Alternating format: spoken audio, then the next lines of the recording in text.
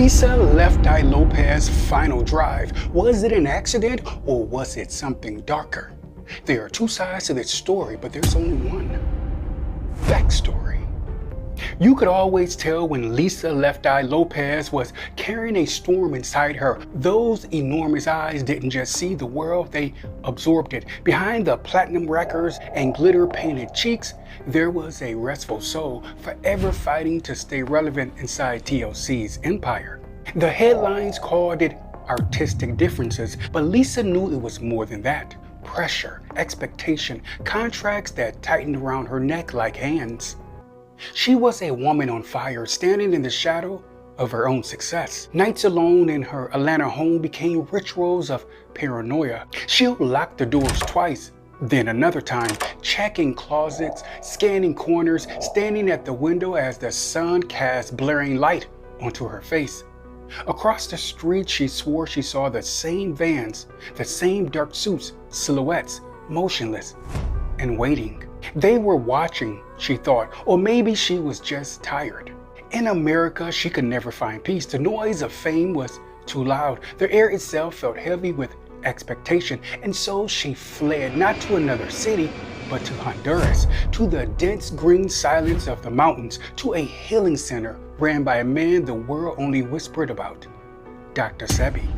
Lisa arrived thinner than before, in yoga gear, ready to do the work. She fasted for days, drinking nothing but water and eating sea moss.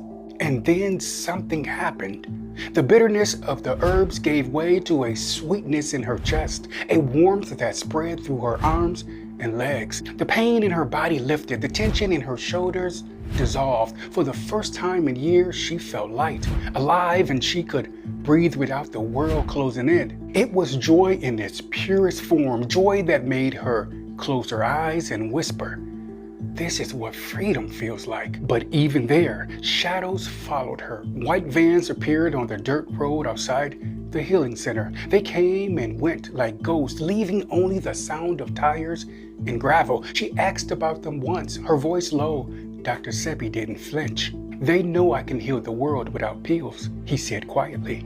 "And the powers that be don't want that." His hands trembled slightly as he picked up a leather-bound book, pages stuffed with recipes for roots and leaves, tinctures and tonics.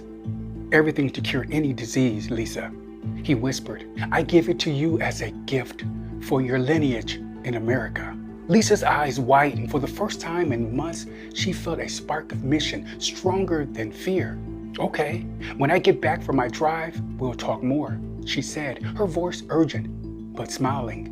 Dr. Sebi looked at her like a father who already knew the ending of her story. "Be careful," he said softly. "Promise me." She laughed lightly, brushing it off. "Don't worry, I'm taking a quick drive. I'll be right back." But as she turned to leave, she saw the white vans again, white, still, patient at the end of the healing center, watching and waiting. And she drove off, carrying with her not just his book of remedies, but the weight of a prophecy she never got to finish.